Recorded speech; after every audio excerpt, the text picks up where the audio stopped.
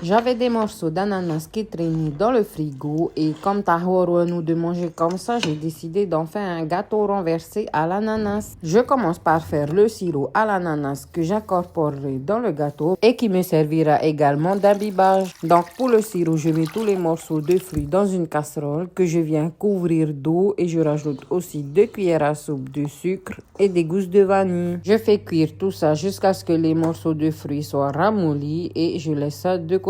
Je m'attaque ensuite au caramel à sec et pour ça je mets dans une casserole 100 g de sucre que je fais fondre doucement et une fois avoir obtenu une belle coloration, je débarrasse le tout au fond de mon moule. Pour la pâte à gâteau, je mets dans un bol 200 g de farine avec un sachet de levure chimique et une pincée de sel. Ensuite, dans un saladier, je vais mettre 125 g de beurre mou avec 100 g de sucre et je vais battre ça au fouet électrique en ajoutant un à un 4 œufs. Et enfin, je termine par mettre le mélange de farine, levure et sel que je vais mélanger doucement. Et enfin, je termine par mettre dans la pâte du sirop d'ananas. Mais fais attention, mais enlève une autre. Tu regardes bien ou quand c'est bien un peu liquide ta pâte. Je renverse la pâte dans le moule que j'ai préparé en amont et ça part pour une cuisson de 25 à 30 minutes à 180 degrés. Une fois cuit, tu imbibes ton gâteau et tu attends un peu avant de le retourner. Et voilà, keke metaki.